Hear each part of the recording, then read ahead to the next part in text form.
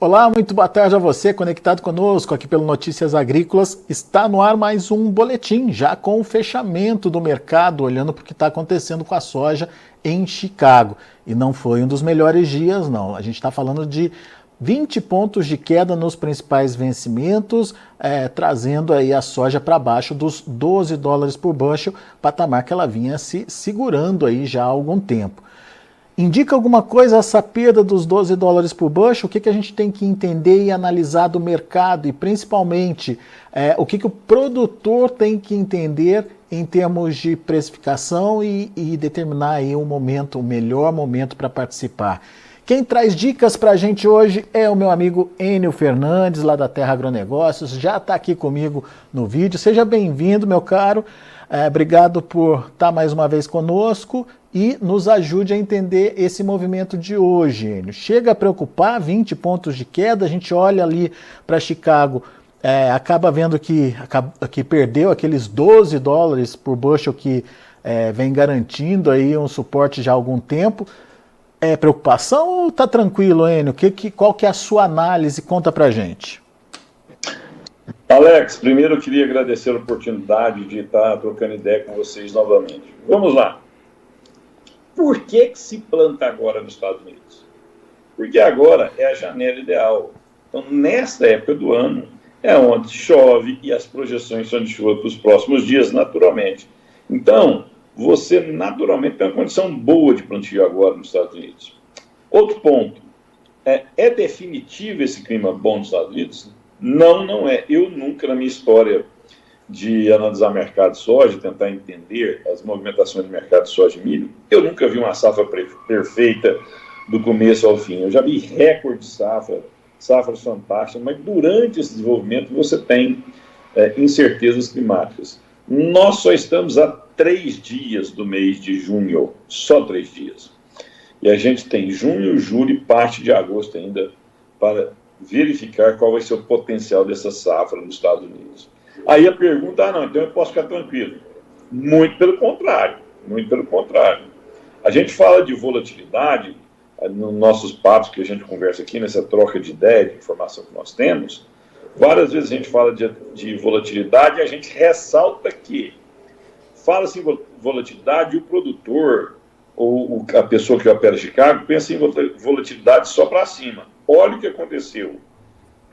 Poucos dias atrás, nós estávamos na quarta, quinta-feira da semana passada, terça-feira, discutindo se a soja tinha fôlego para romper os 12,50 e buscar os 12,80.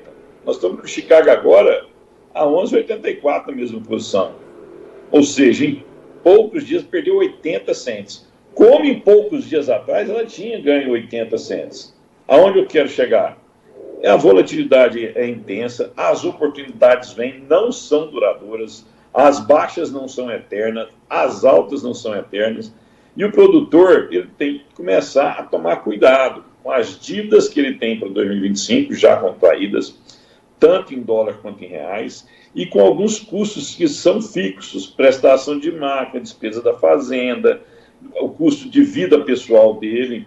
Ele tem que garantir essa margem para o ano que vem.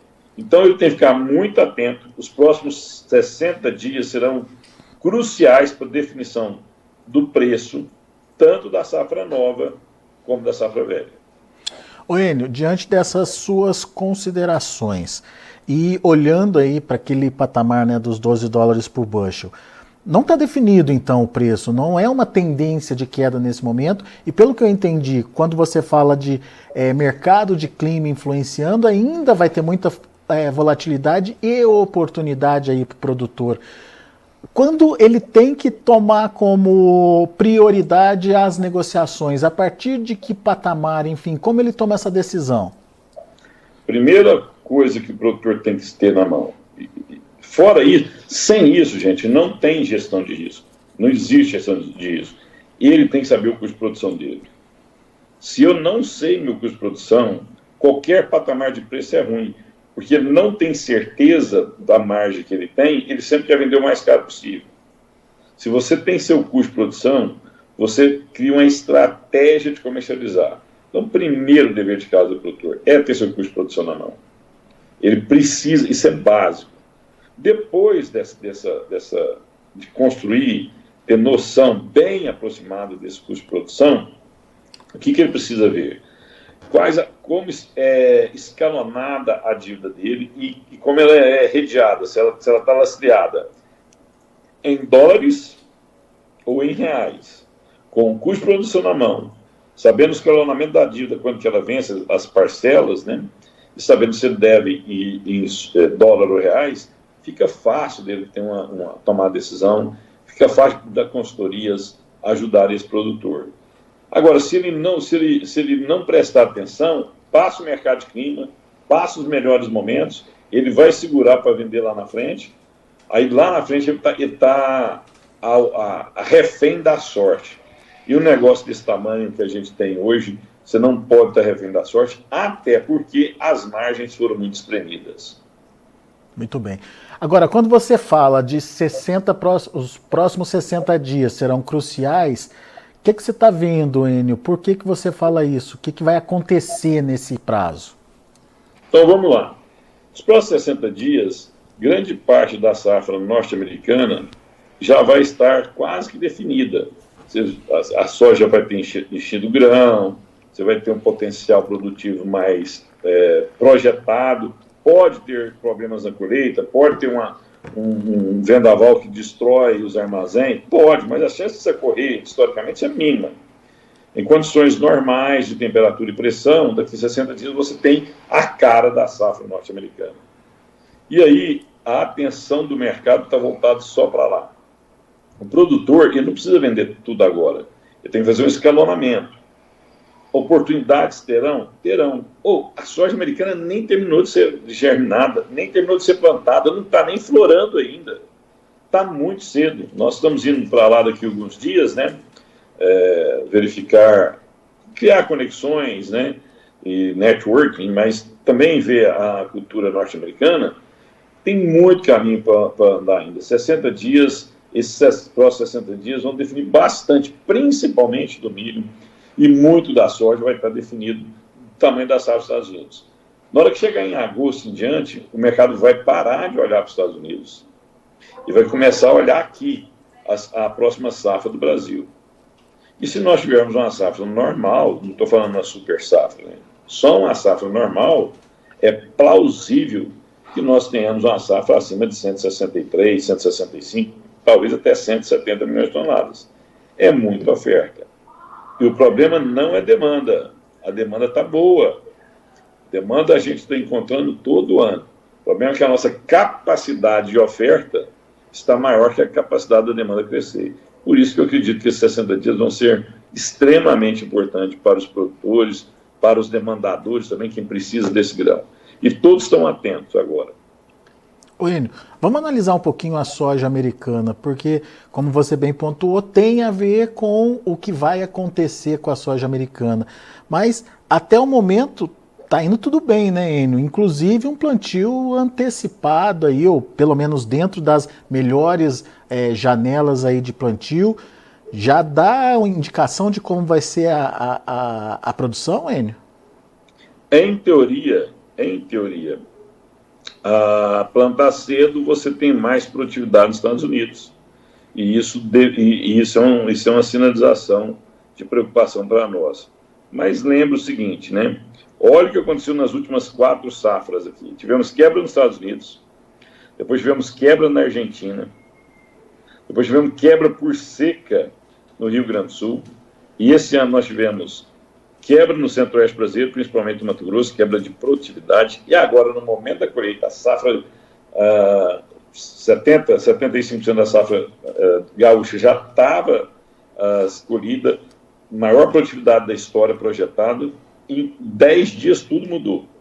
Por que eu estou te falando isso? Então, assim, sinalizações de uma safra boa nos Estados Unidos tem, mas está muito cedo. E por que agora é o momento? Por que agora o clima está bom? Porque agora é o momento ideal. A gente tem que saber se o clima vai estar bom daqui 15 dias, 20 dias, 30 dias. E é isso que o mercado está fazendo agora. E essas oportunidades, caso o mercado oferte, o produtor precisa proteger suas margens para o ano que vem. Simples assim. Muito bem, e daí entra naquela continha que você já trouxe para a gente, de ter pelo menos o custo de produção na mão para saber quanto você está ganhando em relação àquele preço. Agora, Enio, aqui no Brasil a gente tem outros componentes também, além de Chicago, né, na formação de preços. Estou falando do dólar, estou falando dos prêmios e às vezes até a própria logística pesando aí na rentabilidade ou no que o produtor vai colocar no bolso no final das contas. Como é que está a situação aqui do Brasil? E, enfim, a gente tem aí uma situação melhor, pior que Chicago? Qual que é a sua avaliação? Bom, nós estamos com um dólar acima de 5,15, 5,20 hoje, né? Isso é positivo, deixa a soja brasileira mais competitiva no mercado internacional. Vou te dar um exemplo. Se um frete que você paga é 200, 250 reais por tonelada para tirar a soja da sua região e mandar para o porto, com dólar a 5, você tem uma relação de custo em dólar. A 5,20 essa relação é menor. Então, no caso o dólar está ajudando essa comercialização nossa, tanto safra velha quanto safra nova. Outro ponto que também está ajudando, Alexandre, é que os preços dos fretes caíram fortemente. Em média, no Brasil, os preços dos fretes caíram 20% comparado ao ano passado. E tem algumas regiões que chegou a cair 25%. Então, com o frete menor, no final do dia, é mais dinheiro para remunerar a soja do produtor lá na ponta.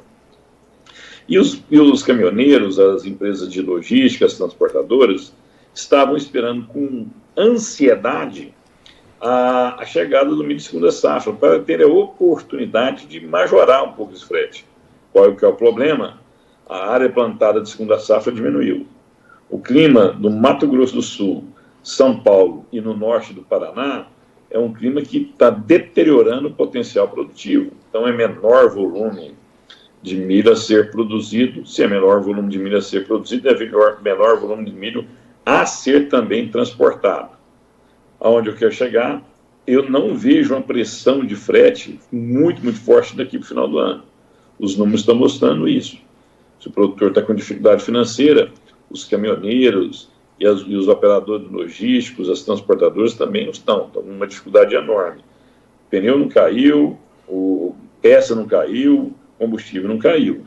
E o faturamento dele caiu. Então, o poder de negociação da logística também está fragilizado. Então, nós já abordamos dólares e a questão da logística. E o prêmio? O prêmio, ele está estruturalmente, dia a dia, mais positivo para a safra velha, né? E até para a safra nova. Alguns dias atrás, se você quisesse vender uma soja para fevereiro de 2025, o prêmio era 45 abaixo.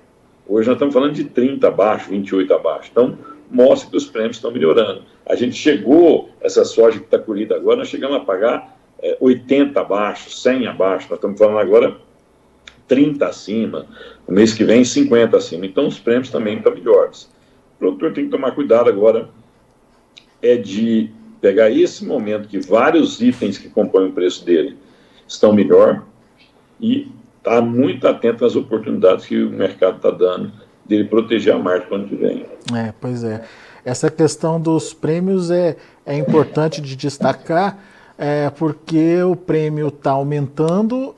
Traz alguma indicação, Enio, ou confirma aquela tese ou história de que teremos uma menor oferta aí a partir de agora até o final do ano? Eu acho que essa menor oferta já está consolidada, né? Só que ninguém vai esperar o final do ano para checar isso, né? Hoje, quem está comprando soja hoje, ele não está comprando para carregar agora, né? Ele já está fazendo o planejamento dele, está comprando julho, agosto, setembro. Então, o produtor também não pode esperar até o último momento para pegar o momento ideal. Aí ele pode perder esse momento ideal. A oferta vai ser menor? Vai ser menor, sim. Mas isso não quer dizer que nós vamos ter prêmios exclusivos. Vai ter disputa entre exportação e mercado interno, na sua opinião, para o segundo semestre? Eu acho que essa disputa já está nítida, já começou, né? As regiões que têm capacidade de esmagamento muito elevada estão pagando preços melhores. Se você olhar no interior do Paraná, a diferença do interior do Paraná para o Porto de Paranaguá está pequena. Se você olhar no próprio Rio Grande do Sul, a diferença de porto do interior do Rio Grande do Sul para o porto de Rio Grande também está pequena. E hoje, se você olhar Santos, eu estou falando dos principais, não vamos citar todos os portos aqui, mas Santos é um dos portos mais agressivos hoje, né, em remuneração, mostrando que a demanda está forte. Isso força, sim, quem tem a necessidade de esmagamento se posicionar. As margens de esmagamento não estão tão boas assim, mas a indústria parada, ela dá um prejuízo muito maior do que ela rodar com margem apertada. Então, eu acredito sim nessa disputa. Boa, Enio. Muito bem, temos aí a análise do Enio Fernandes aqui para a gente, trazendo informações importantes do mercado lá em Chicago, do mercado aqui no Brasil, formação de preços por aqui, alta dos prêmios, atenção com o dólar, trazendo algumas vantagens aí na hora de montar o preço aí da soja.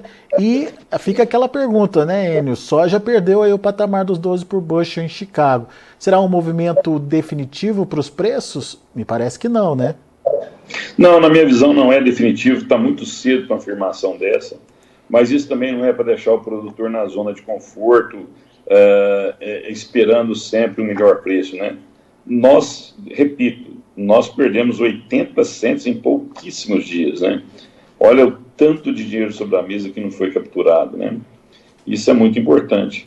E uma outra coisa que a gente não pode deixar de falar, Alex, é quanto ao crédito para o próximo ano. Nós temos um crédito mais caro, mais escasso. Então, muito cuidado, produtor. Esse é um ano que o produtor tem que tomar muito cuidado, porque tem muitas cascas de banana sobre a pista, sabe? E você não pode perder margem de novo. Você não tem, como é que eu vou te falar? Você não tem gordura para perder muita margem mais. Ô Enio, só para entender o seu raciocínio, você acredita que esse crédito escasso e caro, ele vai limitar a área de produção, pode comprometer o resultado final da safra? Bom, os produtores, eles têm no seu seio, no seu coração, a vontade de sempre crescer a área, né? Só que vontade só não basta aqui. Eu preciso ter acesso ao crédito e eu preciso estar seguro de fazer meus investimentos. E o mercado está dando sinalizações para nós que o produtor está inseguro de fazer investimento. A Abimax soltou o relatório de vendas de máquinas semana passada. É só você ver para onde caíram as vendas de máquinas, tratores, colheitadeiras. Então, foi uma queda bem grave, né, bem drástica. Isso mostra que o produtor não está com tanta vontade assim de investir. Outra coisa preocupante, nós estamos no mês 6. No mês 9, o Mato Grosso, Goiás, já começa a semear soja. Estamos no mês 6. E olha as vendas de fertilizante, dá uma olhada nas vendas de químicos, né, defensivos agrícolas para a próxima safra. Muito atrasada. Esse é outro sinal que o produtor ou não está muito ansioso para fazer suas aquisições, ou está com dificuldade de crédito para fazer essas aquisições. Então, o mercado está dando sinalizações preocupantes, não só produtores, os distribuidores, bancos, que precisam atingir seus números, né? Essas multinacionais precisam preservar seus faturamentos. E eles não estão tranquilos. Agora, imagine um distribuidor ou uma multinacional. Eu preciso dar crédito para atingir meu número, mas no final do dia eu preciso receber. Então, você tem um conflito aqui de necessidade com segurança. Isso vai ter que ser resolvido. E, repito, nós já estamos no mês 6. Enio, uma pergunta boa que acabou de chegar aqui do Samuel Aguiar. Enio, se o Trump ganhar as eleições, soja pode cair abaixo dos $10 por bushel, igual na guerra comercial que a gente viu quando o Trump era presidente, a guerra comercial com a China? Muito boa a sua pergunta.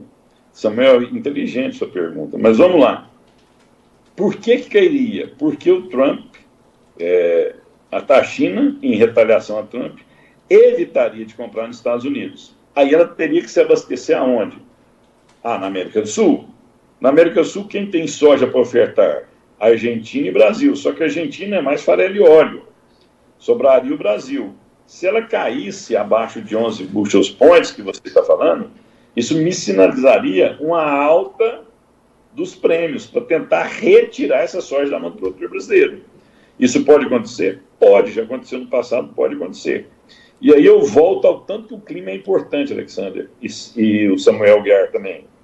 Pensem comigo, se a safra americana começa a ter problemas de clima, incerteza da sua produtividade, quem precisa do grão vai tentar antecipar essas compras. E ele vai tentar antecipar essas compras aqui na América do Sul, tentar garantir o volume para o ano que vem.